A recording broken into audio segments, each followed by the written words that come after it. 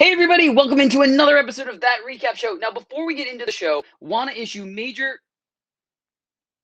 I usually have something to hold up during spoiler alerts, so let's see if this works.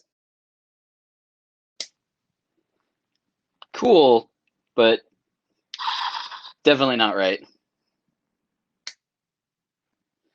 Glowing, a lot closer.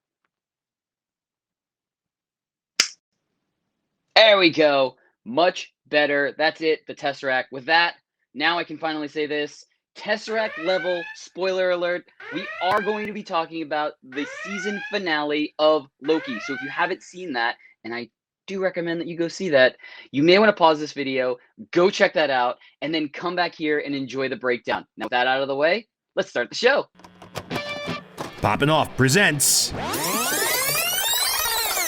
That Recap Show.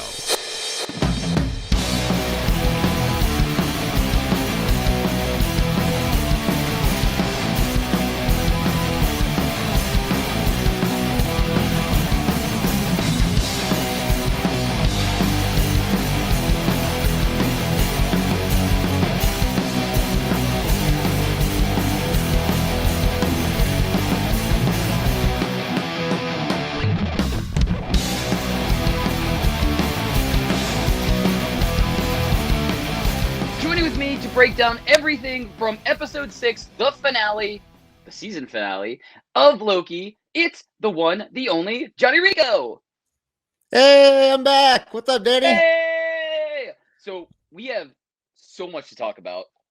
Dude. I mean, season finale of Loki. So I mean, of course, they didn't hold anything back, basically. So No, they I did was not. thinking, yeah, exactly. I was thinking, look, we could spend an hour on just recapping and Easter eggs, or we could replace the recap with reactions, because I think that's going to be the most important. I can sum up my reactions of this finale in a million words, or I could get some help from one of my other favorite shows, Community, and more specifically, one of my favorite characters on the show, Troy Barnes. My emotions! So really what I'm talking about there is, and I think it fit perfect with the my emotions part, is when Loki is trying to convince Sylvie that, like, look, I don't care about the throne. I care about you. Like, I care about this. This is important to me, way more important than ruling anything, basically. I want to make sure that the universe stays together so that you're going to be okay. And that's, I mean, it was so cool to see that, and cool is like a very simple term for what I mean in that, but it was really cool to see that character development that we knew was going to happen all this time, Right. but see it in person in that very moment. We know purely Loki is a changed character now. Like, this is the character that literally just came from the Battle of New York episode at the beginning of episode 1. And now to this, someone that cares about another person more so than ruling. And that is awesome. So my second reaction, without getting too far into things, is, I mean, I just got to say, Troy, take it away. Wow.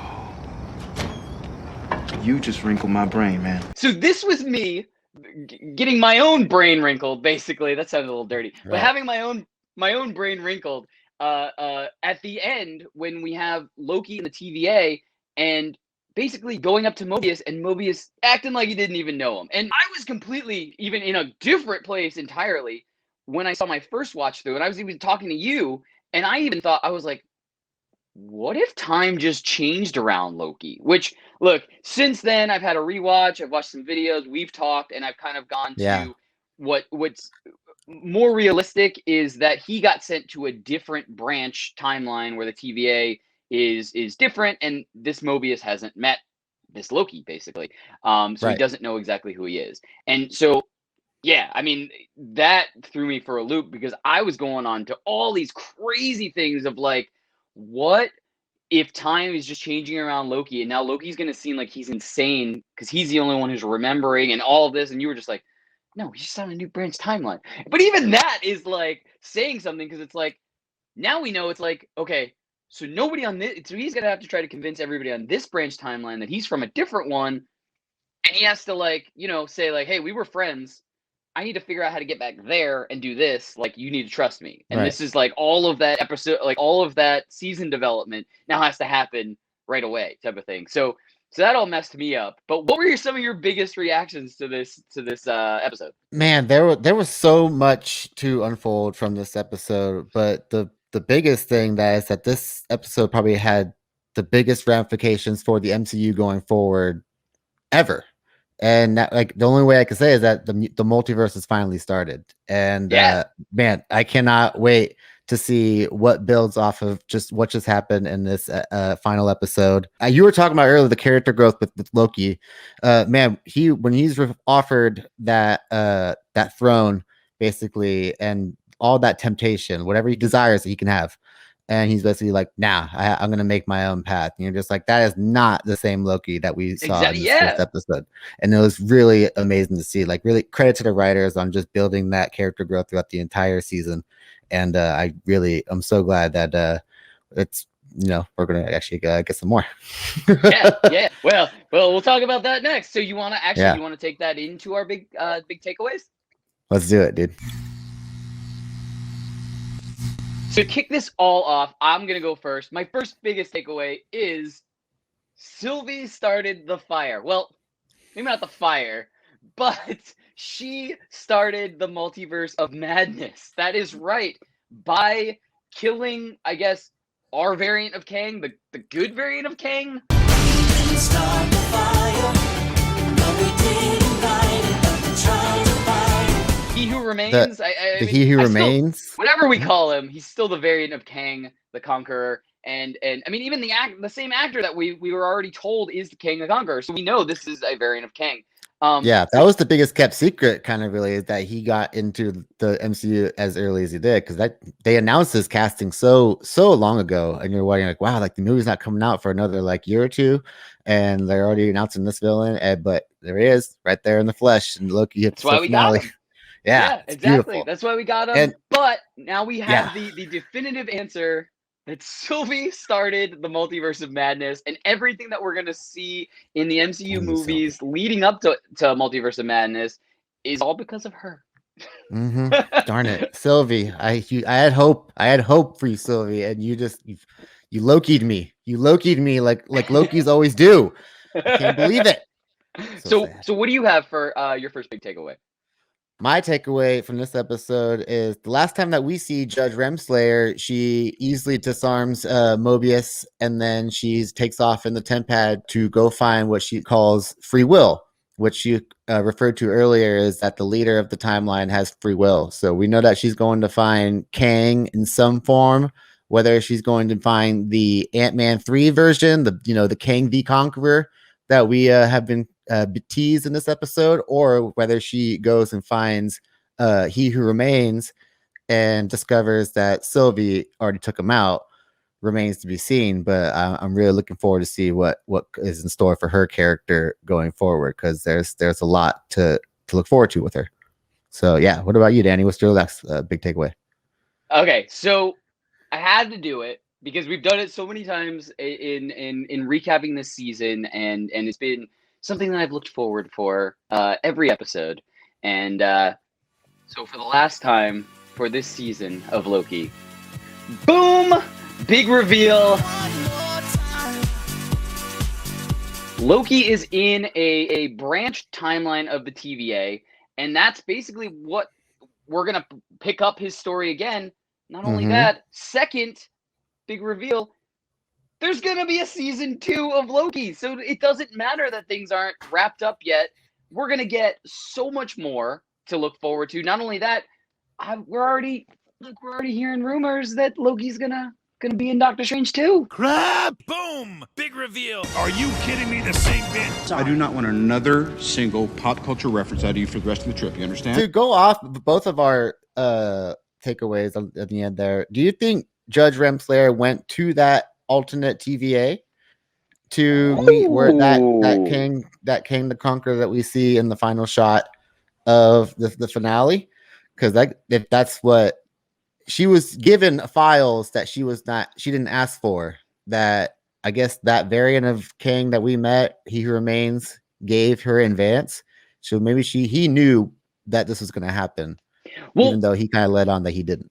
yeah, if we're going to believe him, he did not know. After a certain point, he said it. I don't know what's Mhm. going to happen next. So Right. I don't He know if felt it. that was, yeah, I don't know if that was planning, or if, I mean, he still could have given her files on himself. Right. Because he's been, even in the sacred timeline, which now is, Perhaps a we know is a younger version circle. of himself. Yeah, maybe he gave her like the files of, this is me from this year, this is me from the future, this is me from all of those times, and maybe she's going to meet up with what she considers is the best one, knowing that this is the person that is ultimately in charge. Basically, two ways, we really don't know. She could either go full heel bad guy and just be like, look, I want to be the ruler from now on, so I'm going to take out this person in the past when he doesn't know I'm coming. Or she could be like, look, I just want order. I want this to work. And so I'm going to work with them and convince them that they need me to make this run smoothly in the future. Which, I mean, it leads us into predictions. I put on our rundown season 2 predictions. But I'm interested in general. It could be anything after this finale. What predictions do you have for our characters? Any of our characters moving forward? Yeah. Oh man, I honestly don't even know where to start. But the one thing I can tell you that I want to see from season 2 of Loki, jet skis.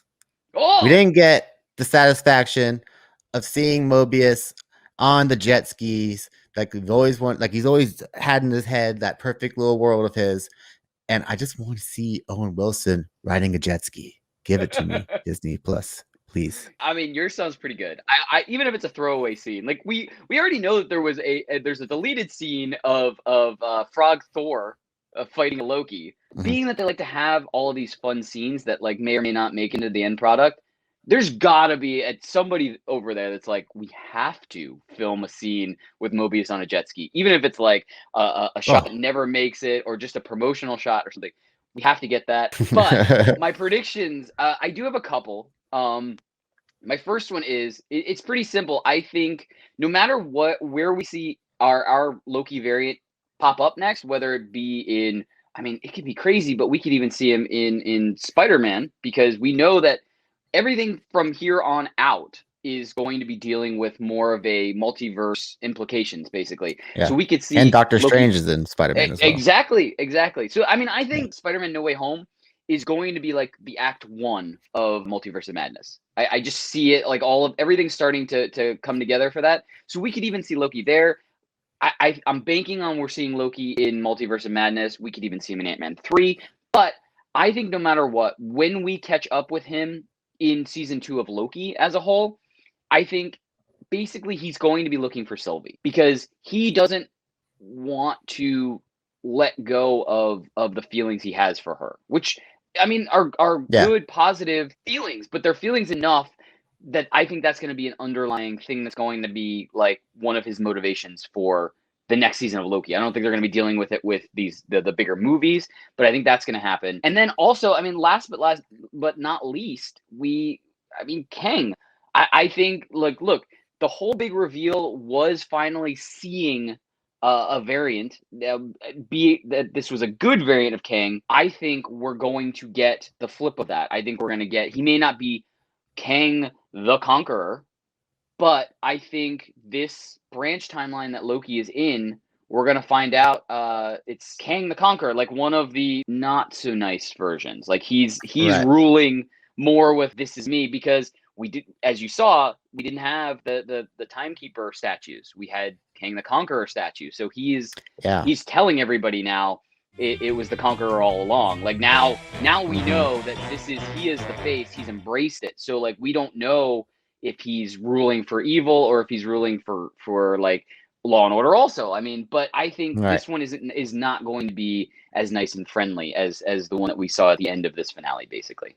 I agree. He does not seem like he's a very nice guy at all. Anyway, that's what we thought. Let us know in the comments below. What were your reactions to the season 1 finale? What are you hoping to see in season 2? And Look, let us know, where do you think Loki's going to pop up next? Do you think it's going to be Spider-Man? Do you think it's going to be Multiverse of Madness? Do you think it's going to be Ant-Man 3? Who knows? We don't know. We're all speculating. It's going to be awesome. Can't wait either way. And don't forget, as always, like, subscribe, and turn on notifications to hear about all of our latest video releases. Bye, everybody!